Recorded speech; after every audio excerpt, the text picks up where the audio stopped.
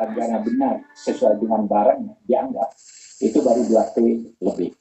Sehingga yang menguap sampai sekarang menurut hitungan BPKP 8,1 atau 8,2. Nanti pengadilan akan membuktikan seberapa besar sebenarnya yang menguap itu.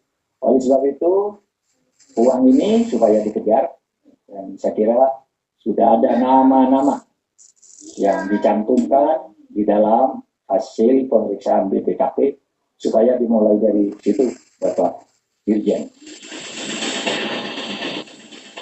Mahfud MD juga merespon soal isu dana korupsi BTS mengalir ke sejumlah partai politik. Mahfud menyatakan pengusutan akan sesuai hukum. Terima kasih, saya juga dapat berita itu dengan nama-namanya gitu, tapi saya anggap itu gosip politik. Ya. Gosip politik, kita bekerja dengan hukum saja. Saya juga sudah lapor tentang itu ke Presiden, Pak, saya tidak akan masuk ke soal ini.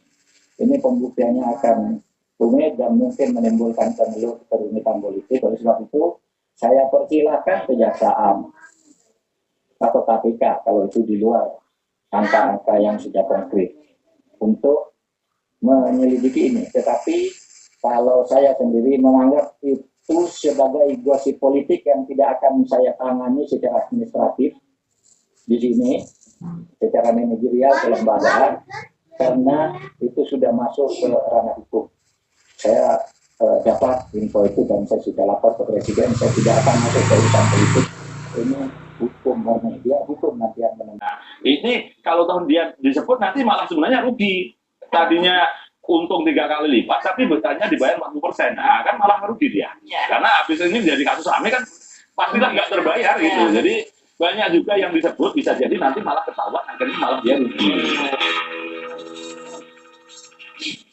Di tengah pengusutan kasus korupsi ini, beredar isu di publik bahwa kasus ini kental muatan politisnya. Terlebih, Menkominfo Johnny G. Plate yang ditangkap merupakan menteri dari Partai Nasdem. Partai yang memilih haluan berbeda dari kubu pemerintah saat ini dengan mengusung Anies Baswedan sebagai baca pres.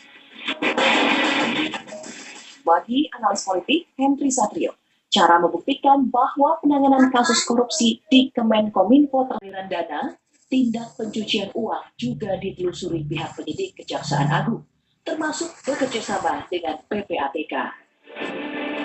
Kemungkinan nanti akan kemungkinan ya, karena kerugian yang begitu besar ya pasti akan diganti dan diganti dengan pasal-pasal itu. Kita lihat nanti perkembangan. Tentu kita nanti akan minta bantuan dalam rangka menyusun aset tracing. Kemana aja alirannya, kemana aja dana-dana yang digunakan untuk kepentingan siapa saja yang diketahui. Tentu kita harus menggandeng semua pihak dari PPATK.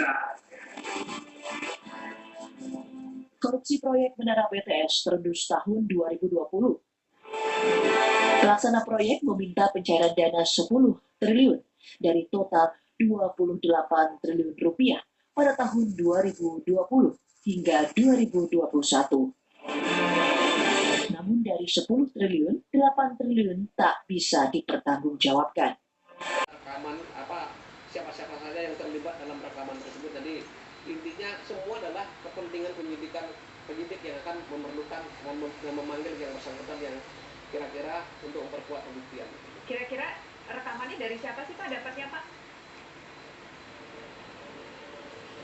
Saya belum terkonfirmasi, malah saya baru kita lihat sama-sama kita mendudukkan perkaranya nanti di proses penyidikan, proses penuntutan dan proses persidangan. Itu yang kita harapkan ya.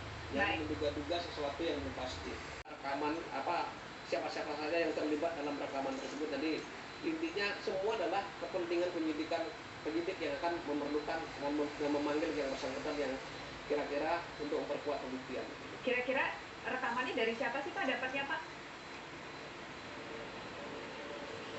Saya belum terkonfirmasi, malah saya baru menerima dari Mbak.